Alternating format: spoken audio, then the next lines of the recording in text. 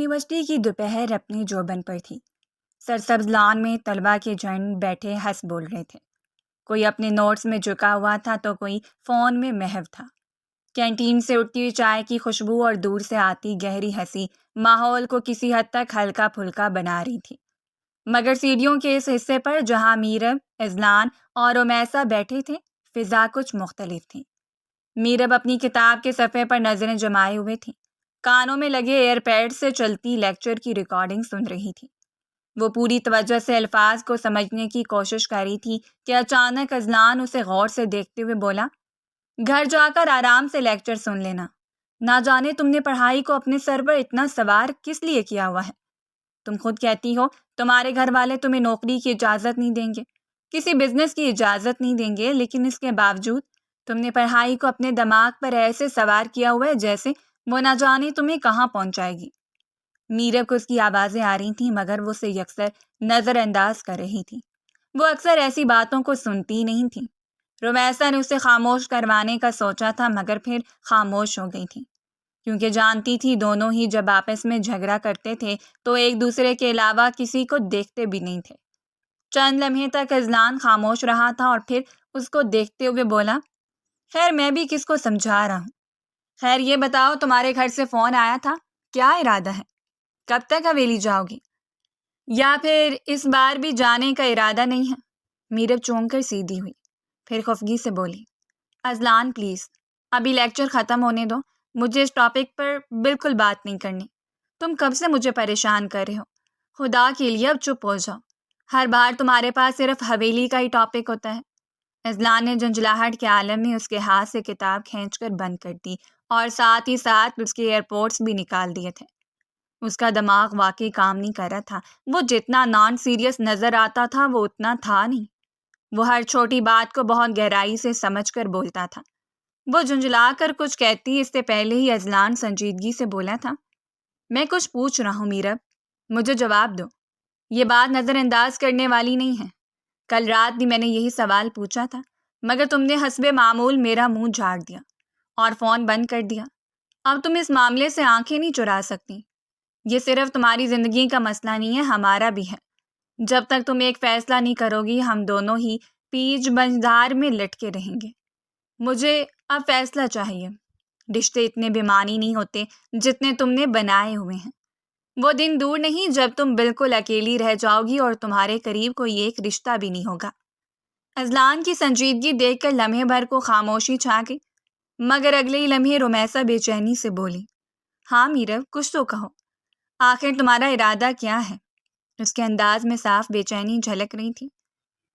ایک لمحے کے لیے میرب رومیسا کی بے چینی کو دیکھ کر تھوڑا حیران ہوئی تھی، لیکن پھر گہری سانس لے کر اپنے بالوں کی لٹ چٹکی اور ہلکے طنزیہ انداز میں بولی، یار کیا ارادہ ہو سکتا ہے؟ تم سب جانتے ہو وجدان سے میرا نکاح ہو چکا ہے، گھر والے رخصتی پر زور ڈال رہے ہیں اور میں سوچتی رہتی ہوں آخر ایک اتنی پڑھی لکھی لڑکی ایک گنوار سے شادی کیسے کر سکتی ہے؟ مجھے سمجھ نہیں آتا ان لوگوں نے کیا سوچ کر میرا رشتہ اس کے ساتھ طے کیا ہے۔ میرا اور اس کا کوئی مقابلہ ہی نہیں ہے۔ وہ لمحے بھر کو رکی جیسے الفاظ چن رہی ہو، پھر جاری رکھا، مانتی ہوں وہ گاؤں کا سردار ہے، کئی مربع زمینیں ہیں اس کے نام، گاڑیاں ہیں، بنگلہ ہے، سب کچھ ہے، لیکن کیا انسان کی شخصیت کچھ نہیں؟ 4 سال پہلے میں نے اسے آخری بار دیکھا تھا، تب بھی اتنے مغرور تھے کہ بس، اور اب تو پتہ نہیں کیا بن گیا ہوگا۔ یہ سب کچھ میرے دادا کا کیا دھرا ہے۔ آخری وقت میں عجیب مصیبت میرے گلے میں ڈال کر اس دنیا سے چلے گئے کہ مجھے میرے دونوں بیٹے ایک ساتھ چاہیے، اس لیے دونوں کے بچوں کی شادی آپس میں کروا دینا۔ بے شک ان کی بات درست ہے، لیکن کم سے کم بچوں کی شخصیت تو دیکھیں۔ ایک زمین ہے تو دوسرا آسمان، ایک آگ ہے تو دوسرا پانی، لیکن نہیں، انہیں تو صرف اور صرف لڑکے نظر آتے تھے۔ اگر لڑکا قابل ہے تو کر دو شادی، اب چاہے لڑکی کیسی بھی ہو۔ مگر یہاں تو معاملہ ہی الٹا ہے۔ کاش ان کی خواہش کچھ اور ہوتی، وہ چاہتے کہ میرب کو دوسرے ممالک بھیج دو، باہر پڑھنے کا موقع دو، تو کتنا اچھا ہوتا۔ یہاں کے نظام سے ہی میری جان چھوٹ جاتی، مگر اب کیا کروں؟ مصیبت گلے پڑ چکی ہے تو اسے نپٹانا ہی پڑے گا، مگر کیسے؟ میں خود نہیں جانتی۔ رومیسا اور اذلان دونوں نے بیک وقت سر جھٹک دیا، ان کے چہروں پر بے بسی اور خفگی نمایاں تھی۔ اذلان نے کچھ لمحے میرب کو باغور دیکھا اور پھر دھیمے مگر کرب بھرے لہجے میں بولا، لیکن میرب، میرا کیا، ہمارا کیا ہوگا؟ کچھ سوچا ہے تم نے، یا ابھی تک تم انہی باتوں کے بیچ پھنسی ہوئی ہو؟ یہ سوال ہوا میں کسی خالی گونج کی طرح پھیل گیا تھا۔ رمیسا کی آنکھوں میں بھی سوال تھا، مگر وہ خاموش رہی۔ میرب اس پر ہلکی مسکراہٹ ڈالتے ہوئے بولی، ہماری دوستی ایسے ہی قائم رہے گی، تم لوگ پریشان نہ ہو۔ وہ بے فکری سے بول کر دوبارہ کتاب کے اوپر جھک گئی تھی، اس بات سے بے خبر کہ زندگی اس سے اب کتنا بڑا امتحان لینے والی ہے، وہ اپنے لفظوں پر کیسے پچھتانے والی ہے۔ اذلان کا دل چاہا کہ وہ فوراً بول اٹھے، اپنی دبی دبی خواہشیں، برسوں کی خاموشی اور اپنے دل کا حال سب اس کے سامنے رکھ دیں۔ وہ کہنا چاہتا تھا کہ اس کے لیے یہ دوستی نہیں کچھ اور ہے، مگر میرب کے لاپرواہ انداز اور اس کی بے فکری بھرے جملے نے جیسے اس کے لب سی دیے تھے۔ اس نے لمحے بھر کو نگاہیں جھکائیں، اپنی مٹھی سختی سے بھینچی اور خاموش ہو گیا تھا، جبکہ رمیسا نے اچانک اس کا ہاتھ تھام کر ہلکا سا دبایا تھا، جبکہ وہ اس سے بھی اپنا ہاتھ چھڑا چکا تھا۔ فضا ایک دم سنجیدہ اور بوجھل ہو گئی تھی۔ ارد گرد کی ہنسی، خوشی، چائے کی خوشبو، سب کچھ ان تینوں کے لیے بے معنی لگنے لگی تھی۔ دوپہر 3 بجے یونیورسٹی سے لوٹتے ہوئے میرب کے قدم جیسے بوجھل تھے۔ وہ اپنے کمرے میں داخل ہوئی تو بیگ ایک طرف رکھا اور صوفے پر بیٹھ کر سانس بھرتے ہوئے اپنی آنکھیں بند کر لیں۔ وہ کافی تھکی ہوئی معلوم ہو رہی تھی۔ کتابوں اور نوٹ سے بھرا ہوا بیگ کمرے کے کونے میں ادھورا سا پڑا رہ گیا تھا۔ یونیورسٹی سے آنے کے بعد وہ ہمیشہ ایسے ہی پھیل کر لیٹ جاتی تھی اور کچھ دیر بعد ہوش میں آ کر اپنا آپ سنبھالتی تھی۔ باہر کھڑکی سے آتی شام کی ہلکی روشنی کمرے میں سنجیدہ سا سکوت بکھیر رہی تھی۔ میرب ابھی پرسکون ہونے ہی لگی تھی کہ اچانک اس کا موبائل فون بج اٹھا۔ وہ چونکی موبائل نکالا تو سکرین پر اماں کا نام چمک رہا تھا۔ ماتھے پر بل پڑ گئے۔ دل جانتا تھا کہ اس کال کا مطلب صرف ایک ہی ہے، حویلی کا ذکر اور وہی پرانی بحث۔ اس نے سختی سے لب بھینچے اور کال اٹینڈ کی۔ اگلے ہی لمحے اسپیکر سے عائد بیگم کی گھبرائی ہوئی آواز گونجی، میرب، تم کیوں مجھے چاروں طرف رسوا کر رہی ہو؟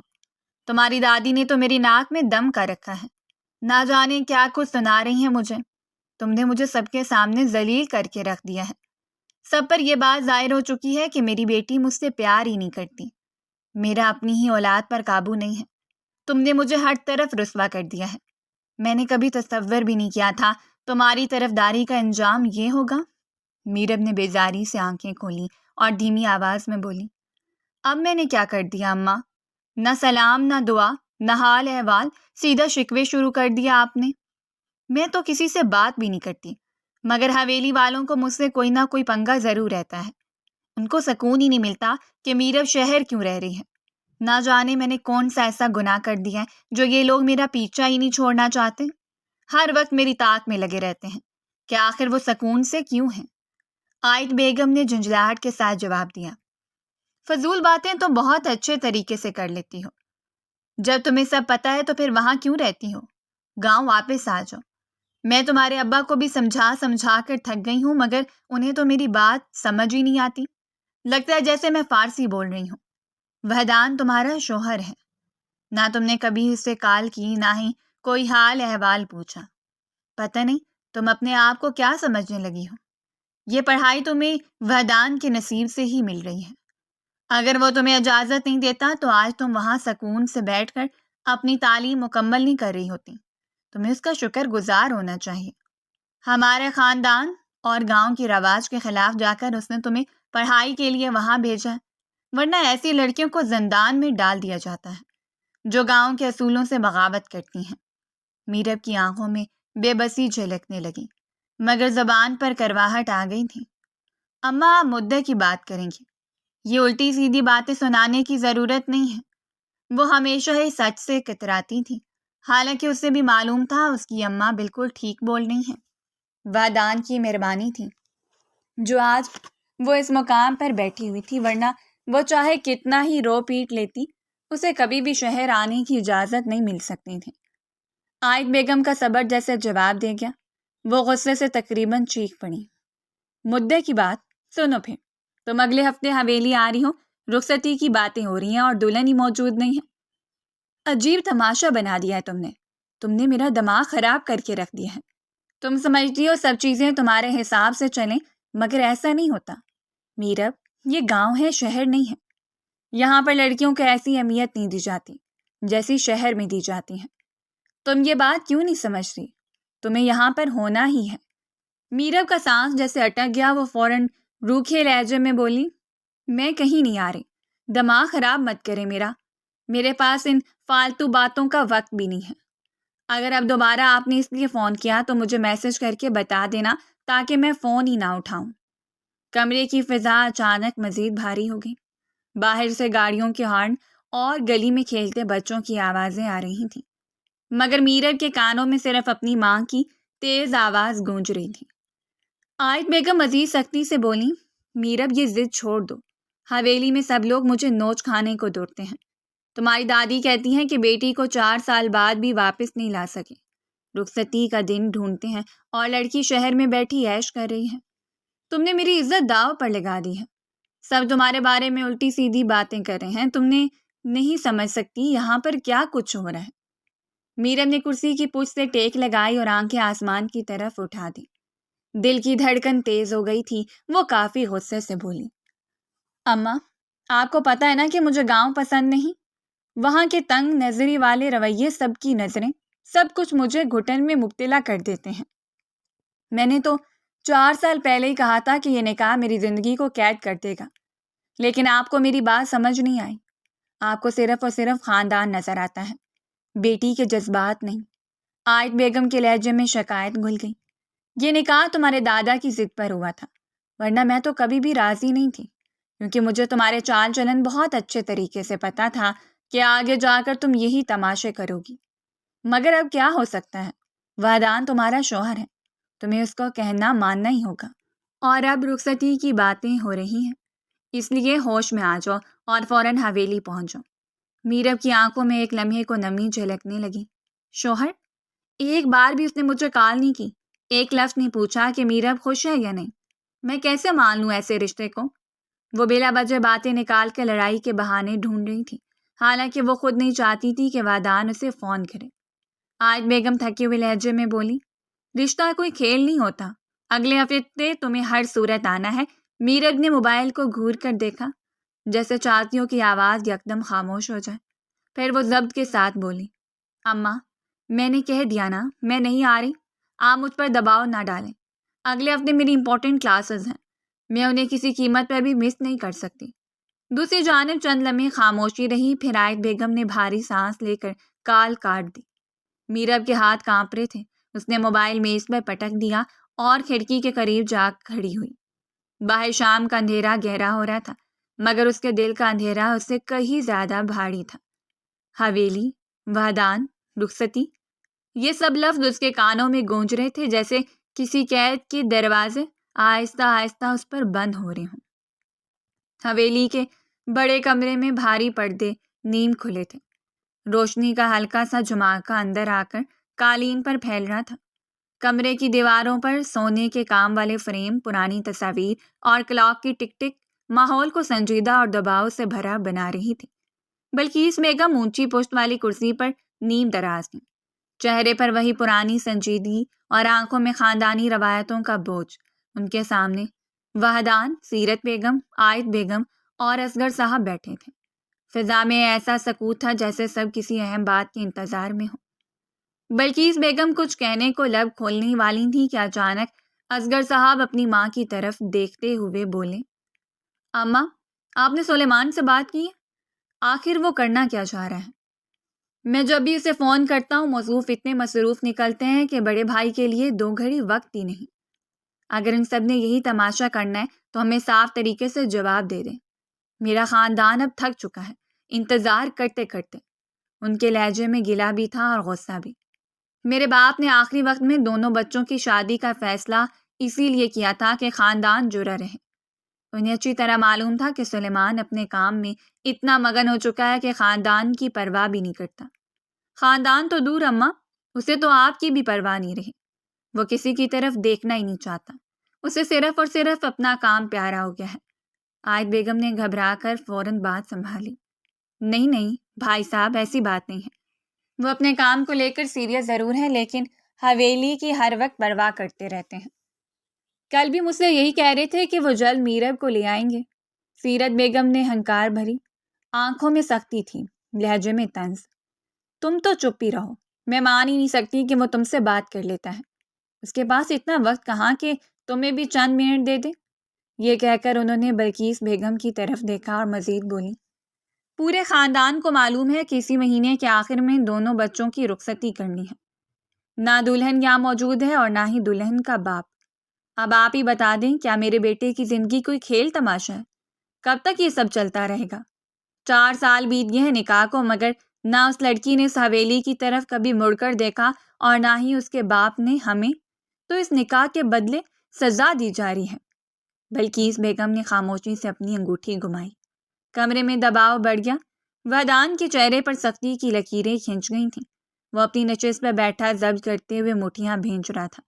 اپنی ذات کے بارے میں بات سننا اسے کبھی پسند نہیں آتا تھا، مگر سب کی نظریں اور جملے براہ راست اس پر آ کر رک گئے تھے۔ عائد بیگم نے گھبرا کر بات سنبھالنے کی کوشش کی۔ نہیں، ایسی کوئی بات نہیں ہے۔ میرے داماد کی زندگی فضول نہیں ہے۔ میں سب کے سامنے معافی مانگتی ہوں۔ اسی ہفتے وہ دونوں آئیں گے، سارے کام چھوڑ کر۔ دراصل میرب کی پڑھائی ابھی… وہ اپنی بات مکمل بھی نہ کر پائیں کہ وحدان یکدم دھاڑا۔ بھاڑ میں گئی میرب کی پڑھائی۔ کمرہ ایک لمحے کو سن ہو گیا۔ سب چونک کر اس کی طرف دیکھنے لگے۔ اس کے لہجے کی کرختی نے ماحول کا سکوت توڑ دیا تھا۔ میرب کی پڑھائی کو بلا وجہ ہوا بنایا ہوا ہے۔ ایسا لگتا ہے جیسے میں نے اس سے سارے جہاں کا کام کروانا ہے۔ نوکری دینی ہے، نوکری کروانی ہے۔ عجیب مصیبت ہے یہ۔ اس کے الفاظ دیواروں سے ٹکرا کر گونجنے لگے۔ وہ فوراً اپنی نشست سے اٹھا، کرسی پیچھے زور سے سرکی اور بھاری قدموں سے ددناتا ہوا کمرے سے باہر نکل گیا۔ وہ مزید کچھ اور بھی کہنا چاہتا تھا، لیکن اپنی ماں جیسی چچی کا منہ دیکھ کر وہ خاموش ہو گیا تھا۔ کمرے میں ایک پل کو مکمل خاموشی چھا گئی۔ بلقیس بیگم نے آنکھیں بند کر لیں جیسے ضبط کر رہی ہوں۔ سیرت بیگم کے چہرے پر فتح مند مسکراہٹ تھی، جیسے ان کے بیٹے کی بے چینی ہی ان کی دلیل ہو۔ اصغر صاحب نے کرسی کی پشت پر ہاتھ مارا اور سرد آہ بھری۔ عائد بیگم کے چہرے پر پسینہ چمک رہا تھا۔ وہ بار بار اپنی اوڑھنی کو درست کرتی جا رہی تھیں۔ وحدان کے جانے کے بعد بلقیس بیگم نے تسبیح تھامے ایک گہری سانس لی اور نیموا آنکھوں سے عائد بیگم کو گھورا۔ وہ ان کو دیکھتے ہوئے بولی، عائد، وہ بھرپور روگ کے ساتھ بولی، اگر تم اپنی بیٹی کا گھر آباد رکھنا چاہتی ہو، اس کے ماتھے پر طلاق کا دھبا نہیں لگوانا چاہتی، تو بہتر ہوگا کہ فوراً سے پہلے اس کی رخصتی کا انتظام کر دو۔ وحدان کا انداز صاف بتا رہا ہے کہ اسے تمہاری بیٹی کے طور طریقے بالکل پسند نہیں آ رہے۔ ڈر ہے کہ کہیں ایسا نہ ہو کہ وہ تمہاری بیٹی کو طلاق ہی دے دیں، پھر تم کہیں کی نہیں رہو گی۔ یہ جملے سنتے ہی عائد بیگم گھبرا کر آگے ہوئیں اور تقریباً ہاتھ جوڑتے ہوئے بولیں، اماں، خدا را ایسے لفظ زبان پر نہیں لائیں۔ میری بیٹی کا نام ہے یہ۔ میں نے سلیمان سے بات کی ہے، وہ اگلے ہفتے آ رہے ہیں۔ میرا بھی ان کے ساتھ ہوگی۔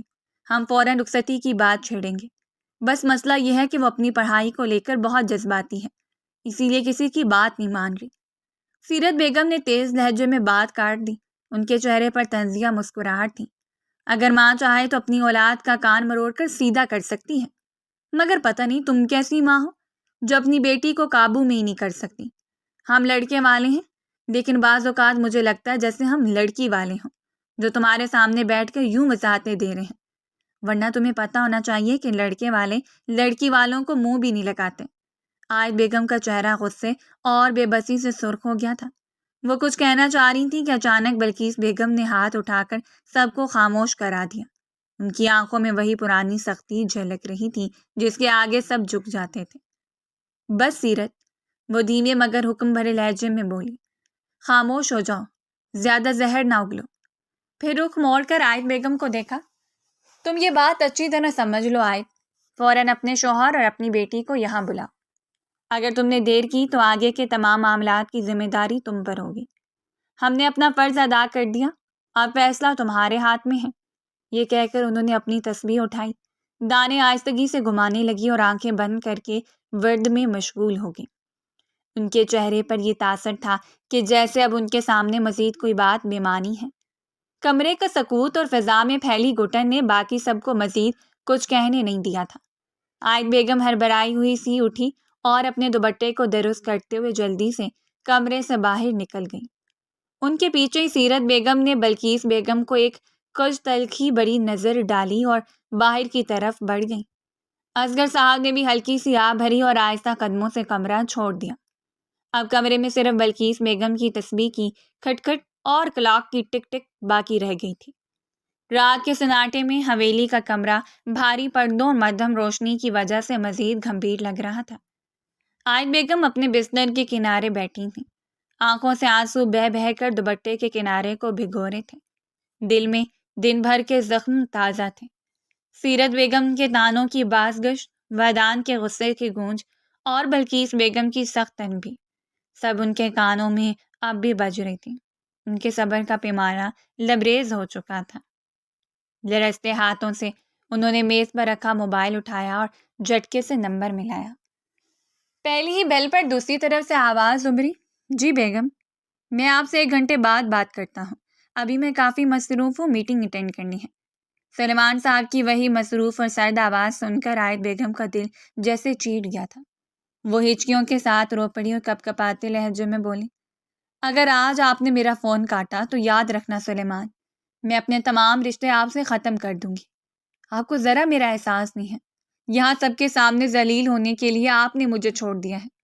آپ کی بیٹی اور آپ دونوں خود غرض ہیں، صرف اپنی دنیا میں خوش ہیں، میرا تو کوئی احساس ہی نہیں ہے آپ کو۔ میں مر جاؤں گی تب شاید آپ دونوں کو احساس ہوگا۔ سلیمان صاحب ایک دم ہوش میں آ گئے تھے، ان کے لہجے میں گھبراہٹ ڈر آئی۔ ہوا کیا عائد؟ کسی نے کچھ کہا ہے؟ تم پریشان مت ہو، سب چھوڑو اور میرے پاس آ جاؤ، عائد بیگم نے تڑپتے ہوئے جواب دیا۔ آواز میں چیخ اور آنکھوں میں برسوں کا دکھ تھا۔ چپ ہو جائیں آپ، مجھے آپ کے پاس نہیں آنا، میں آپ کی طرح رشتوں کو ادھورا نہیں چھوڑ سکتی۔ آپ اور میرب صبح 11 بجے حویلی میں مجھے موجود چاہیے، میں اگلے ہفتے میرب کی رخصتی کروا دوں گی، بس بہت ہو گیا۔ آپ کو تو دنیا داری کا کوئی احساس ہی نہیں۔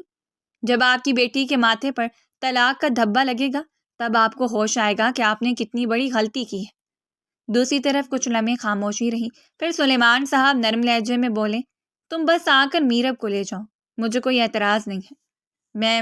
وہ اپنی بات مکمل بھی نہ کر پائے تھے کہ عائد بیگم کا غصے سے کامتا ہوا لہجہ پھر گونجا، تو پھر ٹھیک ہے، میں میرب کو بھی لے جاؤں گی اور اپنے رشتے کو بھی ختم کراؤں گی، کیونکہ میں ایسے بے حس انسان کے ساتھ نہیں رہ سکتی جس کے نزدیک صرف اور صرف اس کا کام ضروری ہے، باقی سب رشتے جائیں بھاڑ میں۔ آپ کے پاس صرف کل 11 بجے تک کی مہلت ہے سلیمان صاحب، آپ آ رہے ہیں یا نہیں صرف مجھے اتنا بتا دیں۔ کمرے میں سناٹا چھا گیا۔ عائد بیگم کی سانسیں تیز تھیں اور موبائل کی سکرین پر وقت کے ہندسوں کی ٹک ٹک ان کی بے چینی بڑھا رہی تھی۔ دوسری طرف چند لمحوں کے توقف کے بعد سلیمان صاحب کی آواز آئی، ہاں میں آؤں گا، پلیز اتنا غصہ مت کرو، تمہارا بلڈ پریشر ہائی ہو جائے گا۔ عائد بیگم نے ان کی بات سنی مگر لبوں پر ایک لفظ بھی نہیں آیا، ان کے دل میں زخم بہت گہرے ہو چکے تھے، آنکھوں میں آگ اور دل میں چبھتا ہوا کرب تھا۔ اگلے ہی لمحے انہوں نے فون زور سے بستر پر پٹک دیا۔ کمرے میں پھر وہی خاموشی چھا گئی۔ باہر حویلی کے صحن میں کہیں دور سے کتوں کے بھونکنے کی آواز آ رہی تھی، گھڑی کی ٹک ٹک اور کھڑکی سے آتی ٹھنڈی ہوا، سب کچھ گواہ تھا کہ آج کی رات عائد بیگم کے لیے نہایت طویل ہونے والی ہے۔ ان کے آنسو رکے نہیں تھے مگر دل میں بس ایک ہی فیصلہ گونج رہا تھا، صبح 11 بجے حویلی اور رخصتی۔ رات کا گہرا سکوت حویلی کی دیواروں پر بھاری کمبل کی طرح مزید پھیل گیا تھا۔ شہر میں جلتی چند مدھم بتیوں کی زرد روشنی ہوا کے ہلکے جھونکوں سے لرز رہی تھی۔ عائد بیگم کے قدموں کی چاپ لمبی گلیارے میں گونجتی جا رہی تھی، ہاتھ میں تھامی ٹرے کی کھنک ان کے دل کی گھبراہٹ کو اور بڑھا رہی تھی۔ وادان کے کمرے کے دروازے پر پہنچ کر انہوں نے ایک لمحے کو آنکھیں بند کی، گہری سانس کھینچی اور کانپتے ہاتھ سے دروازہ کھٹکھٹایا۔ اندر سے ہلکی سی آواز آئی، آ جائیے۔ وہ دھیرے دھیرے اندر داخل ہوئی۔ کمرے میں سفید بلب کی روشنی پھیلی ہوئی تھی۔ وادان سفید شلوار قمیض میں ملبوس سنگین چہرہ لیے لیپ ٹاپ کی سکرین پر جھکا ہوا تھا۔ ان کی آمد پر بس ایک نگاہ ڈالی اور پھر نظر واپس سکرین پر جم گئی۔ یہ لاتعلقی عائد بیگم کے دل کو چیر گئی۔ وہ آہستہ قدموں سے چلتی ہوئی بیڈ کے پاس آئی، ٹرے سامنے رکھی اور بغیر کچھ کہے اس کے برابر بیٹھ گئی۔ چند لمحے یوں ہی خاموشی میں گزرے، پھر اچانک انہوں نے اس کا ہاتھ تھام لیا۔ ان کی آواز لرز رہی تھی۔ مجھے معلوم ہے بیٹا تم مجھ سے ناراض ہو، وادان بیزاری سے اپنا ہاتھ کھینچتے ہوئے بولا۔ چچی میں کیا کہوں آپ سے، آپ کی وجہ سے اب تک خاموش ہوں، لیکن جو آپ کی بیٹی کے طور طریقے ہیں، کیا آپ کو لگتا ہے کہ میری خاموشی یہاں کوئی کمال کر لے گی؟ عائد بیگم نے نظریں چکا لیں، ان کے ہونٹ کپ کپائے، وہ دھیرے سے بولی۔ کل صبح 11 بجے وہ دونوں باپ بیٹی آ جائیں گے۔ میں جانتی ہوں میری لڑکی اور اس کا باپ قابو میں نہیں آتے، مگر اب دیکھنا میں سب ٹھیک کر دوں گی۔ بس بیٹا تم غصہ مت کرو، مجھے معلوم ہے تمہارا غصہ تمہیں اپنے قابو میں نہیں رہنے دیتا۔ میں تم سے ہر حال کی معافی مانگتی ہوں، بس کل تک کی مہلت دے دو، ہفتے کو رخصتی طے ہے، چاہے کچھ بھی ہو جائے وہ ہوگی۔ وادان نے ان کے جھکے چہرے کو غور سے دیکھا، آواز بھاری مگر نرم تھی۔ چچی پلیز مجھے شرمندہ مت کریں، آپ بڑی ہیں، آپ کو معافی مانگنے کی ضرورت نہیں۔ یہ تو ان دونوں کو سوچنا چاہیے کہ رشتے کس طرح سے سنبھالے جاتے ہیں۔ چاچو کو اپنے کام سے اتنی محبت ہے کہ رشتے پیچھے رہ گئے ہیں، اور میرب اس کے لیے پڑھائی ہی سب کچھ ہے۔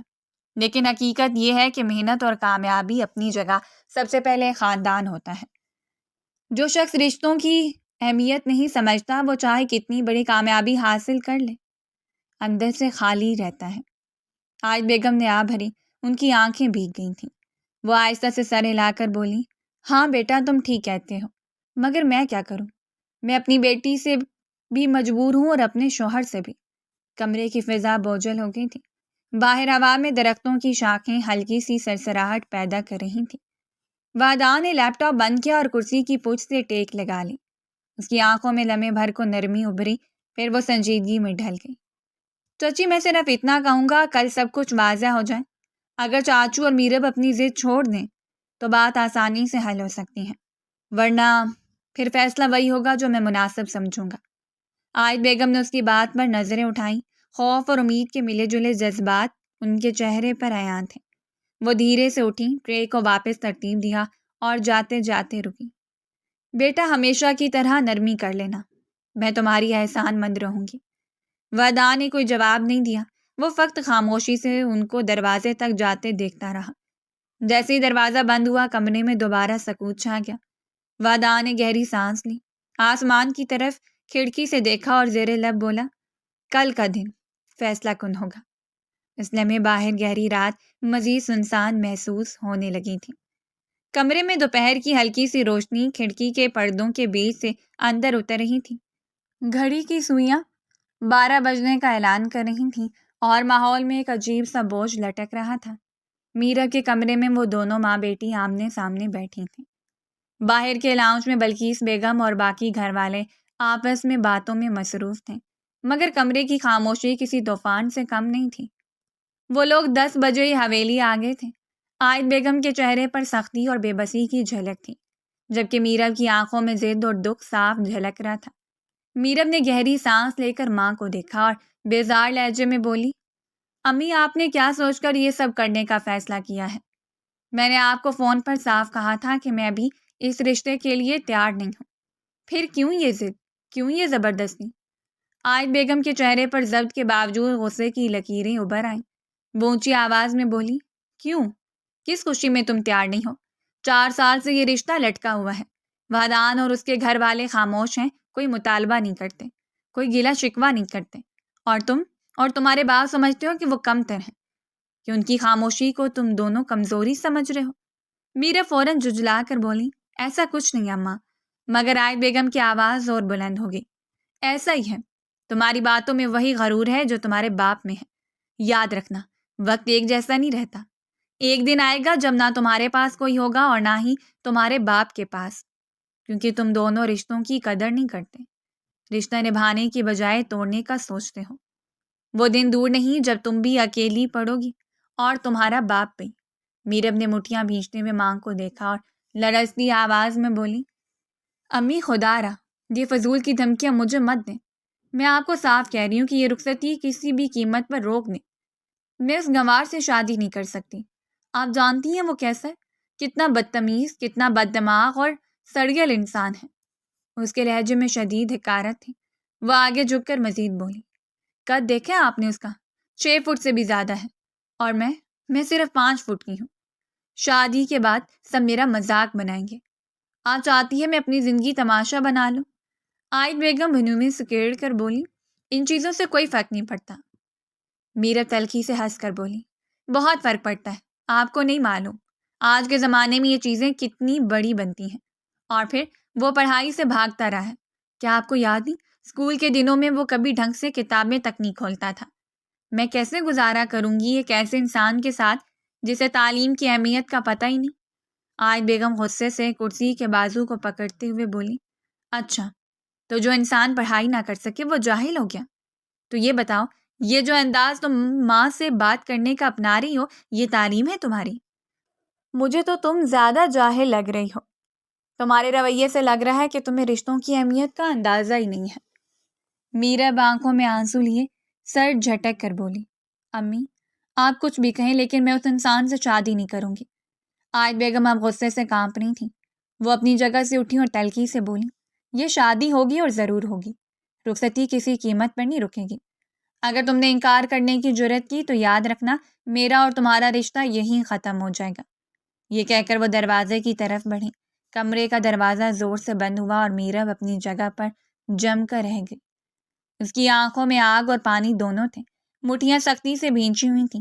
دل کی دھڑکنیں تیز. وہ جانتی تھی ماں کو منانا ناممکن ہے لیکن اس کے اندر کی ضد بھی اب مزید بھڑک اٹھی تھی. کمرہ ایک بار پھر خاموش ہو گیا مگر اس خاموشی میں طوفان کی گرج چھپی تھی.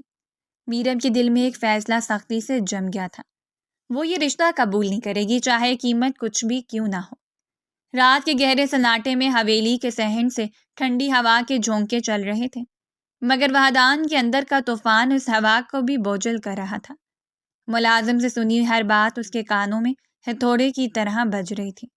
میرب کے الفاظ میں اس گوار سے شادی نہیں کر سکتی. اسے زہر کی طرح دل میں اترتے محسوس ہو رہے تھے.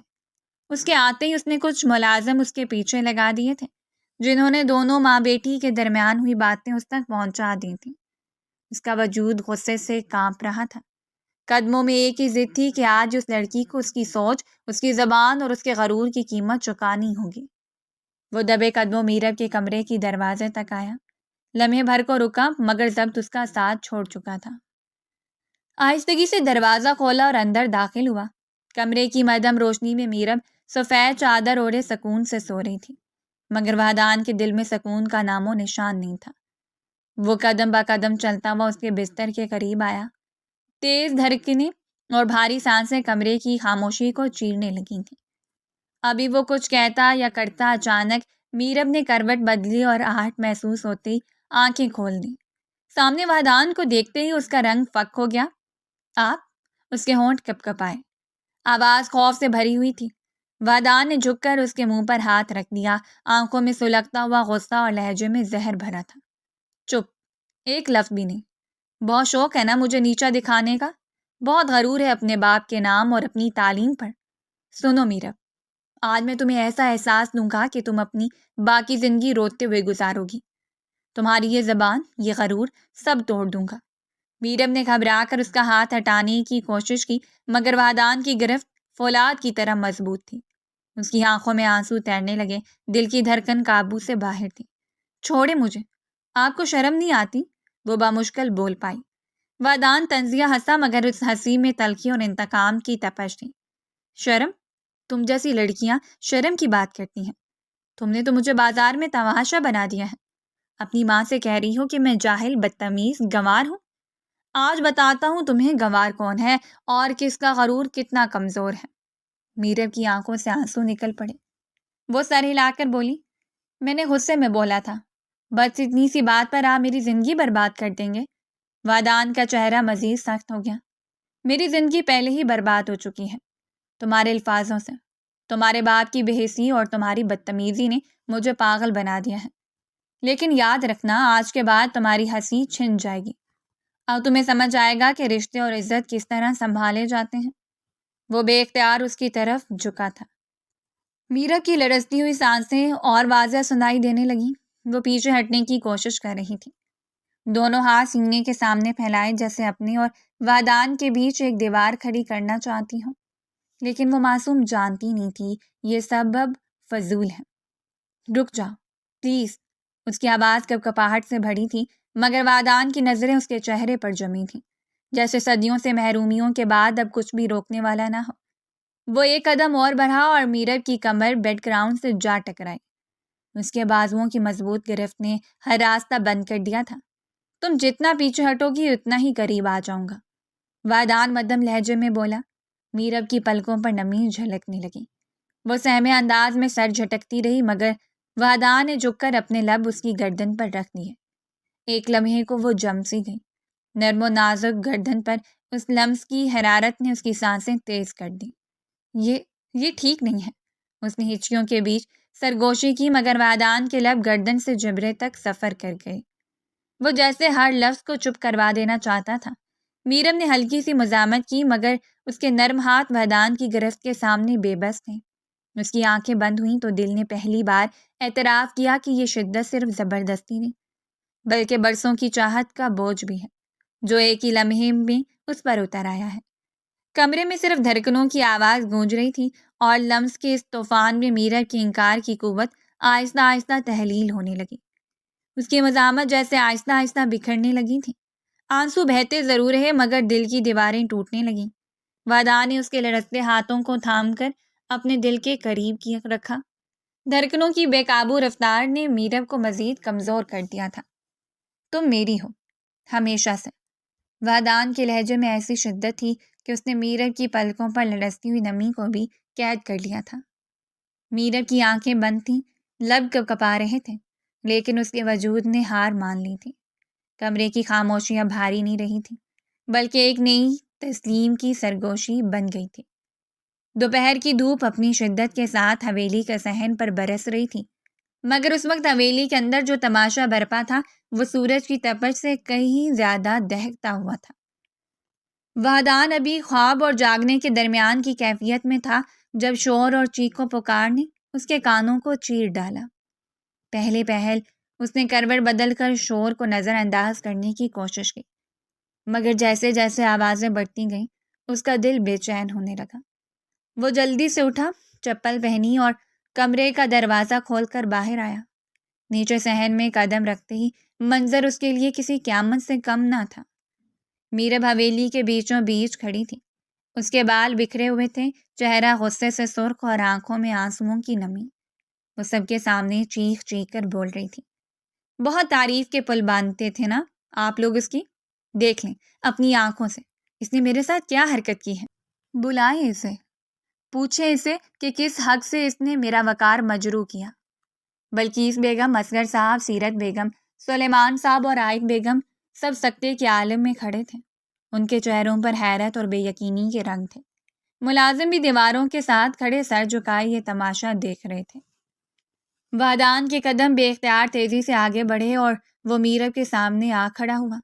وہ اس کا بازو سختی سے تھامتے ہوئے غصے میں بولا، پاگل ہو گئی ہو؟ کس طرح کی باتیں کر رہی ہو؟ حویلی کے سارے ملازم کھڑے ہیں، کچھ تو حیا شرم کرو۔ مگر میرب نے جھٹکے سے اپنا بازو چھڑایا اور چیختے ہوئے بولی، کیوں کروں میں حیا شرم؟ تم نے کی تھی رات کو حیا شرم؟ تم نے کیا سمجھا تھا کہ تم یہ سب کر کے بچ جاؤ گے؟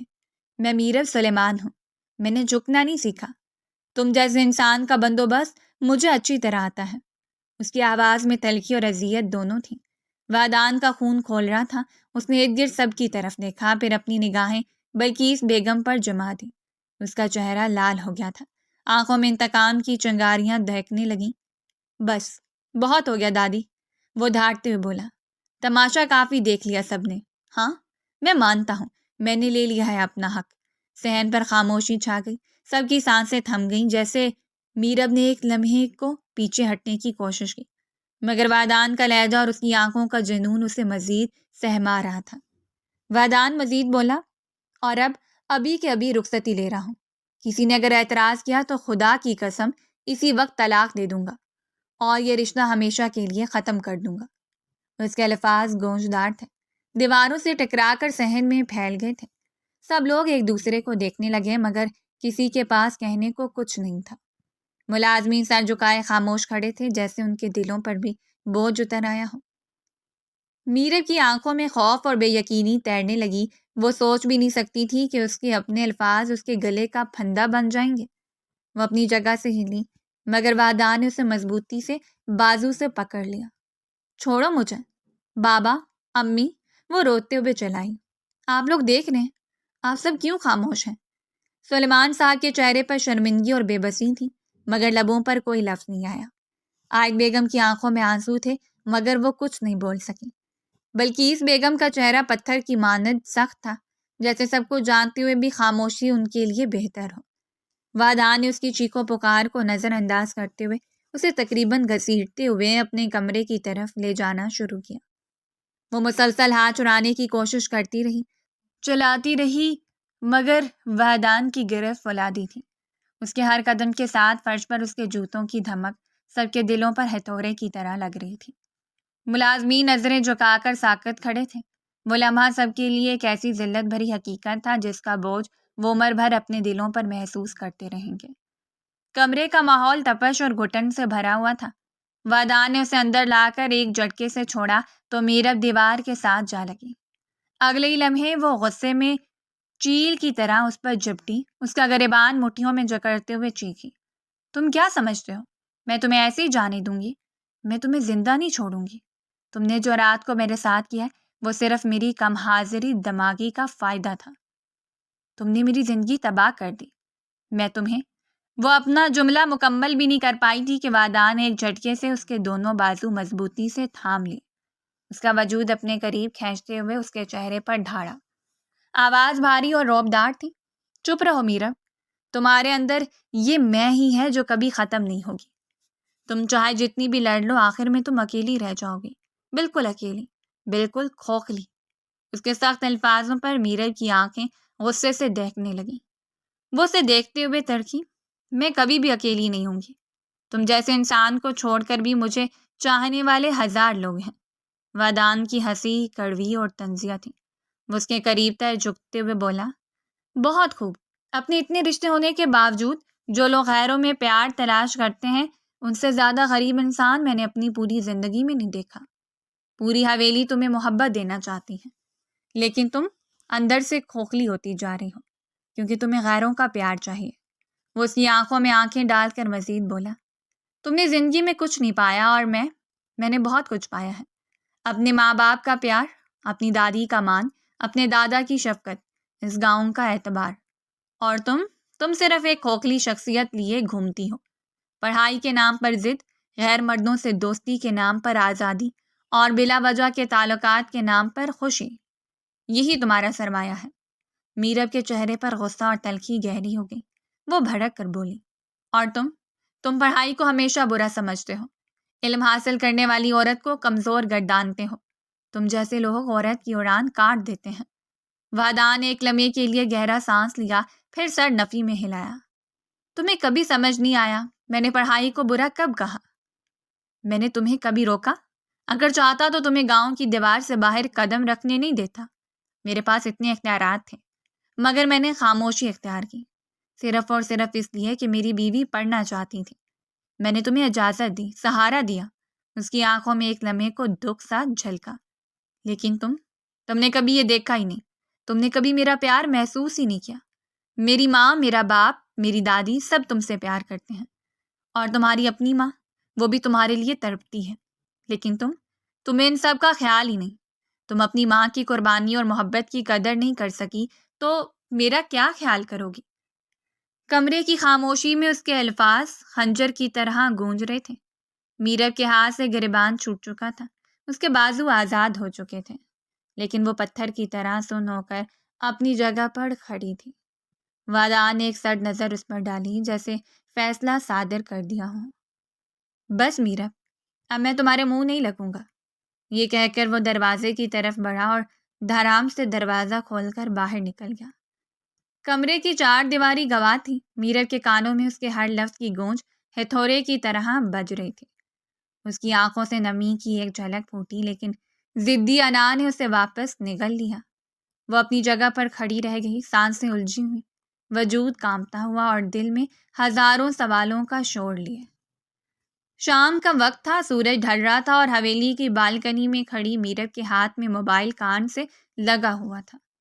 اس کی آواز بھاری اور تھکی ہوئی لگ رہی تھی، جیسے کئی گھنٹوں سے دل کا بوجھ دبائے بیٹھی ہو۔ وہ اذلان سے بات کری تھی اور پہلی بار اس نے بنا کچھ چھپائے دل کی تمام باتیں، اپنا دکھ، اپنی بے بسی، سب کچھ کہہ دیا تھا۔ اذلان، تمہیں پتہ ہے اس آدمی نے مجھے کہا ہے کہ میں آخر میں کھوکھلی رہ جاؤں گی، کوئی رشتہ میرے پاس نہیں بچے گا۔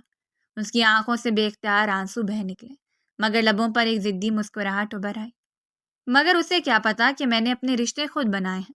تم ہو، تم میرا سہارا ہو، تم مجھے لینے کے لیے آ جاؤ، مجھے یہاں ایک پل بھی نہیں رہنا۔ اذلان کی آواز لمحے بھر کو خاموش ہوئی، پھر گہری سنجیدگی کے ساتھ سنائی دی۔ میرب، تم ایک بات بھول رہی ہو، رخصتی تمہاری ہو چکی ہے، چاہے رسمی طور پر نہ صحیح، مگر ایک رشتہ تمہارے ساتھ جڑ گیا ہے، وہ تمہارا شوہر ہے، تم اس کے ساتھ بن چکی ہو۔ اب میری جگہ کہاں ہے تمہاری زندگی میں؟ اور ویسے بھی وہ تمہارے ساتھ تعلق بنا چکا ہے، میرا نہیں خیال وہ تمہیں اب چھوڑے گا۔ میرب چونک گئی، اس کے آنسو تھم گئے، وہ تیزی سے بولی، کیا مطلب؟ یہ کیسی باتیں کر رہے ہو؟ میں تمہیں بلانے کے لیے مر رہی ہوں اور تم الٹی سیدھی باتیں کر رہے ہو۔ کل صبح تک حویلی آ جانا، باقی سب میں سنبھال لوں گی۔ اذلان کے لہجے میں ایسی کرواہٹ گھل گئی تھی جو میرب نے کبھی نہیں سنی تھی۔ نہیں، میں نہیں آؤں گا، اور تم بھی اپنے دماغ سے یہ بات نکال دو کہ میں آؤں گا۔ میرب سنو، میں تمہیں صرف اتنا کہہ رہا ہوں کہ اپنے رشتے کو اہمیت دو، جو ہو چکا ہے اسے بھلا دو۔ میرب کا گلا رند گیا۔ کیوں؟ کیا تم مجھ سے محبت نہیں کرتے؟ وہ بے اختیار چیخ اٹھی تھی، مگر اذلان کی ٹھنڈی آواز نے اس کی روح کو جما دیا تھا۔ محبت کی تھی، اور شاید ابھی بھی ہے، مگر میں اتنا خود غرض نہیں ہوں کہ کسی اور کی بیوی کو اپناؤں، اور نہ ہی اتنا بے غیرت ہوں کہ ایک ایسی لڑکی کو اپنی زندگی میں شامل کروں جو پہلے ہی کسی رشتے کا آغاز کر چکی ہو۔ میرب کے ہاتھ کانپ گئے۔ کیا مطلب ہے تمہاری باتوں کا؟ تو تم مجھے اس لیے نہیں اپنا سکتے کیونکہ… اس کے الفاظ ادھورے رہ گئے، کیونکہ اذلان نے سختی سے بات کاٹ دی۔ ہاں، کیونکہ تم رشتے کا آغاز کر چکی ہو، اور میری فیملی کبھی بھی یہ اجازت نہیں دے گی۔ اور ایک بات اور، مجھے احساس ہو رہا ہے کہ میں تم سے زیادہ رمیسا کو پسند کرتا ہوں۔ میرب کا وجود ہل کر رہ گیا۔ کیا؟ اس کی آواز دھڑکتے دل کے شور میں دب گئی۔ اذلان کا لہجہ اب فیصلہ کن تھا۔ ہاں، تمہارے اندر صرف تمہارا وجود ہے، تمہاری پڑھائی ہے، تمہاری ضد ہے، تمہارے رشتے تمہیں محبت دیتے ہیں، مگر تمہیں فرق ہی نہیں پڑتا۔ اور سچ یہ ہے کہ وہ شخص 4 سال تمہارا انتظار کرتا رہا، لیکن تم اسے اب بھی دھتکار رہی ہو اور مجھے بلا رہی ہو۔ اس کا مطلب ہے کہ تم ایک اچھی بیوی نہیں بن سکتی۔ معاف کرنا میرب، میرا مقصد تمہیں توڑنا نہیں تھا، مگر حقیقت یہی ہے، آج جو سب وحدان کے ساتھ ہو رہا ہے، کل میرے ساتھ بھی ہو سکتا ہے، اسی لیے خدا حافظ۔ فون کی لائن کٹ گئی۔ میرا موبائل ہاتھ میں تھامے بالکل ساکت بیٹھی رہ گئی۔ آنکھوں سے آنسو رکے نہیں تھے، مگر دل جیسے اندر سے کھوکھلا ہو چکا تھا۔ ایسا لگ رہا تھا جیسے کسی نے اس کے دل کی ساری سانسیں چھین لی ہوں، اور وہ خالی وجود کے ساتھ زمین پر گرنے کو ہے۔ حویلی کے صحن میں شام کے پرندوں کی چہچہاہٹ سنائی دے رہی تھی، مگر میرب کے کانوں میں صرف ایک ہی جملہ گونج رہا تھا، تم ایک اچھی بیوی نہیں بن سکتی۔ 1 ہفتے بعد شام کے سائے حویلی کی چھت پر گہرے ہوتے جا رہے تھے۔ نیلا آسمان آہستہ آہستہ سیاہی کی چادر اوڑھ رہا تھا، اور ستارے ایک ایک کر کے اپنی جھلک دکھانے لگے تھے۔ وہ چھت کے کنارے کھڑی خاموشی سے آسمان کو تک رہی تھی۔ ہوا کی ہلکی لہر اس کے بالوں کو چہرے پر بکھیر رہی تھی، لیکن اس نے انہیں ہٹانے کی زحمت بھی نہیں کی۔ 1 ہفتہ بیت چکا تھا، اس نے کسی سے بات کی تھی اور نہ ہی حویلی چھوڑنے کی خواہش ظاہر کی تھی۔ وہ وادان کے کمرے میں نہیں گئی اور کسی نے اسے مجبور بھی نہیں کیا تھا۔ چند لمحے بعد اسے اپنے برابر میں کسی کی آہٹ محسوس ہوئی۔ گردن موڑی تو دیکھا وادان خاموشی سے اس کے پاس آ کھڑا ہوا تھا۔ وہ کچھ کہہ پاتی اس سے پہلے ہی وہ آسمان کو دیکھتے ہوئے دھیمے لہجے میں بولا، حویلی میں سب پریشان ہیں، تم 1 ہفتے سے اتنی خاموش کیوں ہو؟ کچھ ہوا ہے؟ دراصل میں یہاں تم سے معافی مانگنے آیا ہوں، مجھے تمہارے ساتھ زور زبردستی نہیں کرنی چاہیے تھی۔ بے شک تم بیوی تھی، لیکن… اس کے الفاظ ادھورے رہ گئے، کیونکہ وہ اچانک اس کی طرف مڑ گئی۔ نگاہوں میں ہلکی سی سختی اور الجھن تھی۔ میں تم سے ایک سوال پوچھنا چاہتی ہوں۔ 1 ہفتے سے میرے ذہن میں بس یہی ایک بات گردش کر رہی ہے، اور مجھے اس کا جواب چاہیے۔ وادان سیدھی نظریں اس پر گاڑتے ہوئے بولا، ہاں پوچھو، کیا ہوا ہے؟ وہ لمحہ بھر چپ رہی، پھر مدھم آواز میں بولی، اگر یونیورسٹی میں میرا کسی کے ساتھ افیئر چل جاتا اور میں غلطی سے اس کے ساتھ رشتہ قائم کر لیتی، لیکن پھر بھی تم سے شادی کرنا چاہتی، یعنی میں اسے چھوڑ کر پورے دل سے تمہاری طرف آتی تب تم کیا کرتے؟ وادان چند لمحے خاموش رہا اور پھر اس کی آنکھوں میں دیکھتے ہوئے بولا، اگر تم میرے ساتھ وفاداری نبھاتی، اپنے ماضی کو مکمل طور پر بھول کر مجھے قبول کرتی، مجھ سے محبت کرتی، تو میں سب بھول جاتا، تمہیں قبول کر لیتا، تمہیں معاف کر دیتا۔ اور اگر اس میں تمہاری غلطی بالکل نہیں ہوتی تو اس انسان کو جہنم رسید کر دیتا۔ وہ چونک گئی، پھر دھیرے سے بولی، تم جھوٹ بول رہے ہو نا؟ صرف اپنا آپ بڑا کرنے کے لیے ایسی بات کر رہے ہو نا؟ وادان کی آواز بھاری مگر صاف تھی۔ میں نے تمہیں بچپن سے چاہا ہے، دادا جان سے رشتے کی بات کرنے والا میں ہی تھا، 4 سال تمہارے لیے انتظار کرنے والا بھی میں ہی تھا، بیوی ہونے کے باوجود تم سے کبھی رابطہ نہیں کیا، صرف اس لیے کہ تمہیں پسند نہیں تھا، مگر تم نے کبھی میری طرف دیکھا ہی نہیں۔ خیر کوئی اور بات ہے۔ اس کے لہجے کی سنجیدگی نے اسے توڑ سا دیا۔ آنکھوں میں نمی تیرنے لگی اور اگلے لمحے وہ پھوٹ پڑی، روتے ہوئے اچانک وادان کے گلے لگ گئی، اس کے سینے سے لگ کر سسکیاں بھرتے ہوئے بولی، تم نے بالکل ٹھیک کہا تھا، میں غیروں میں اپنائیت تلاش کر رہی تھی، اپنی محبتوں کو بلا وجہ چھوڑ رہی تھی، اپنی ماں کو اذیت دے رہی تھی، اپنے رشتے کو برباد کر رہی تھی، لیکن اب مجھے سمجھ آ گیا ہے، بعض اوقات ہم اپنا آپ خود ختم کر رہے ہوتے ہیں اور ہمیں خبر بھی نہیں ہوتی۔ پلیز مجھے معاف کر دو، میں اس رشتے کے لیے دل و جان سے تیار ہوں۔ وادان نے آہستہ سے اس کے بالوں پر ہاتھ رکھا، اس کی آنکھوں میں نمی اور لبوں پر ہلکی مسکراہٹ ابھری۔ تمہیں معاف کرنے کے لیے مجھے کسی دلیل کی ضرورت نہیں ہے، میں نے ہمیشہ تمہیں چاہا ہے، اگر 4 سال انتظار کر سکتا ہوں تو ایک زندگی بھی تمہارے ساتھ گزار سکتا ہوں۔ وہ سسکیوں کے درمیان بولی، میری زندگی میں صرف ایک شخص تھا جس نے مجھے بھری محفل میں رسوا کیا، میرا مان توڑا، لیکن تم نے آج یہ احساس دلا دیا ہے کہ محبت صرف وہی لوگ کرتے ہیں جو آپ کو اپنانے کے لیے ہر حد تک انتظار کر رہے ہیں۔ تم ہی میرے لیے سب کچھ ہو وادان۔ وادان نے اس کا چہرہ اپنے ہاتھوں میں تھام کر آنکھوں میں جھانکا، اب یہ رشتہ صرف میرا نہیں ہمارا ہے، تمہارا یقین میرا سکون ہے اور میری محبت تمہارا سہارا۔ چھت پر خاموشی کے بیچ دونوں کی آنکھوں سے بہنے والے آنسو کسی نئے آغاز کی گواہی دے رہے تھے، ستارے جیسے ان کے اوپر اپنی چمک کے ذریعے آسمانی دعا بھیج رہے ہوں۔ وہ ایک دوسرے کے قریب کھڑے تھے، دلوں کی دوری ختم ہو چکی تھی، ایک خوبصورت سادہ مگر گہرا انجام ان کے درمیان لکھ دیا گیا تھا۔ یہ ایک ایسا لمحہ تھا جو دونوں کے درمیان ہمیشہ کے لیے سبق بن گیا تھا کہ محبت ابھی کامیاب ہوتی ہے جب اس میں صبر، معافی اور اپنائیت شامل ہو۔